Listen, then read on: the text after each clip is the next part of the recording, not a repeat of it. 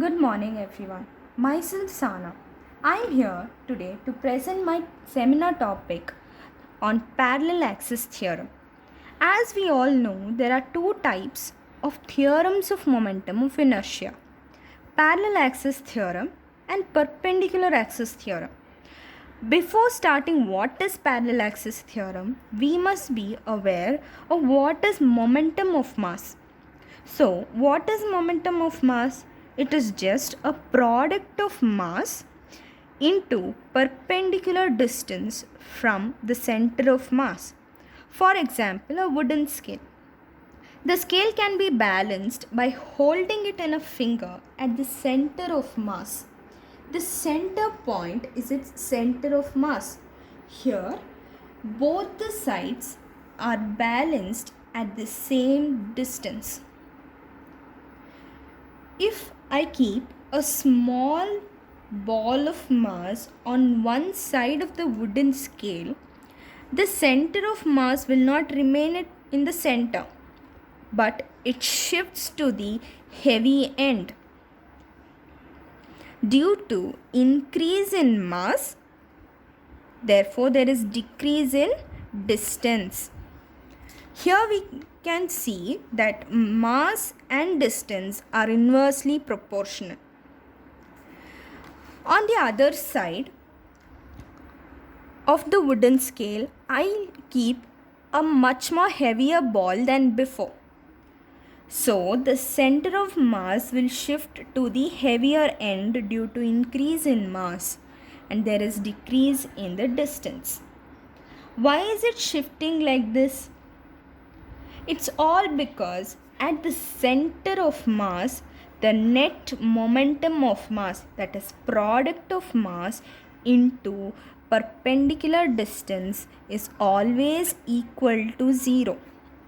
Therefore, we come to a conclusion that about the center of mass, the net moment of mass should always be equal to 0. That is, at center of mass, mass into a perpendicular distance should always be 0.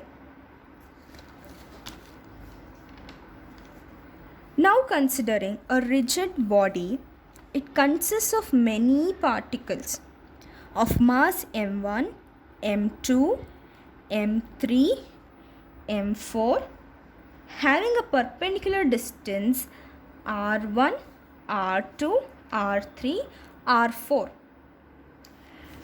If I want to calculate the momentum of inertia of the rigid body according to formula of the momentum of inertia, I is equals to m1 r1 square plus m2 r2 square plus so on till mn rn square, which is practically very difficult. Therefore, we use theorems of momentum of inertia. Now coming to my topic, that is the first theorem, parallel axis theorem. Consider a system of particles, a body, and we want to rotate it about an axis which is here. We have to rotate it in this way.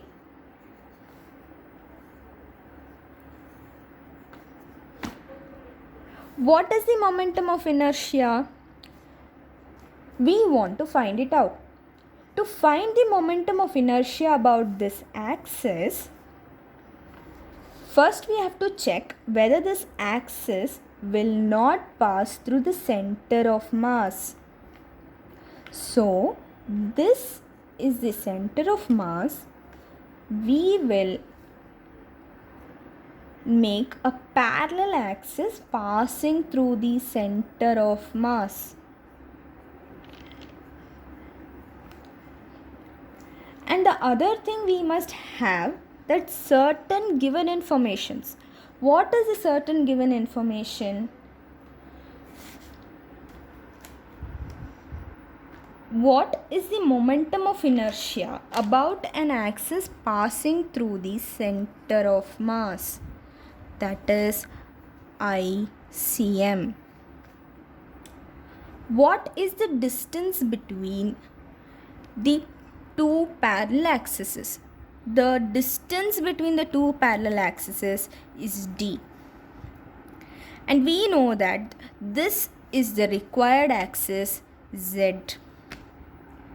We all know that the total mass of the body is m.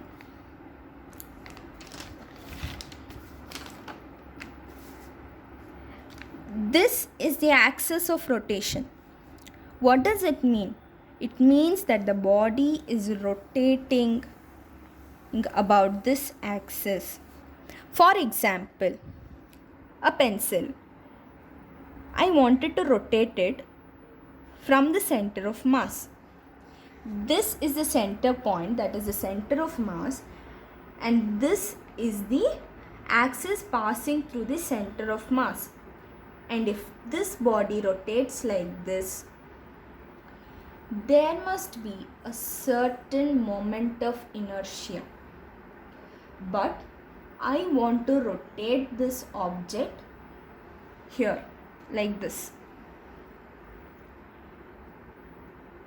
This is the required axis. So, what is the momentum of inertia? We have to calculate using parallel axis theorem. Now considering a single particle at P, let it rotate in xy plane as shown about z axis. The momentum of inertia of a single particle is equals to m1 r1 square. The momentum of inertia of about an axis passing through the center of mass is equals to sigma m1 r1 square. This is equation 1. But I want the momentum of inertia of the required axis. That is equals to m1 r1 plus d whole square. Applying a plus b whole square formula, m1 remains r1 square d square 2 r1 d.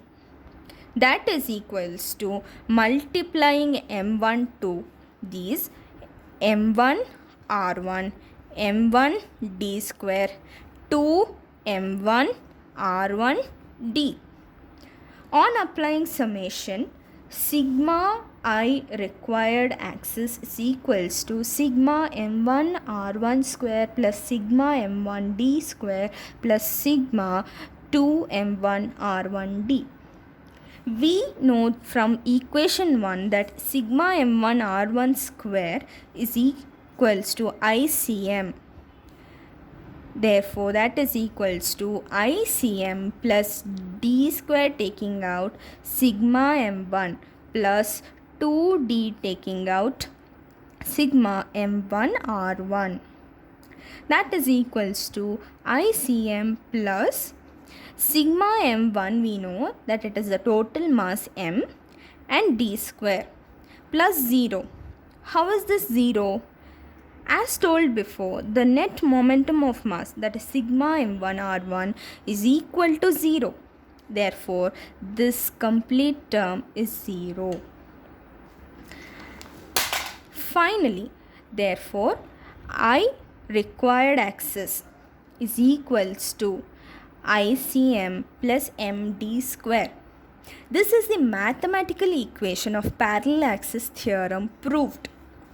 Statement of parallel axis theorem is the momentum of inertia of a rigid body about any given axis is equal to the sum of momentum of body about a parallel axis through its center of mass and the product of mass of a body and square of the perpendicular distance between the two parallel axes. Thank you. And my seminar report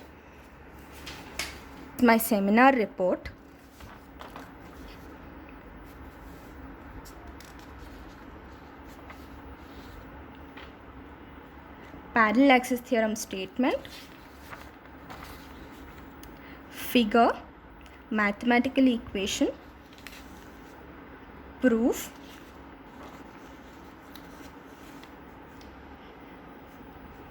reference BSc second semester physics textbook written by B. Basavaraj sir and P. E. Sadashiv sir, and YouTube. Thank you.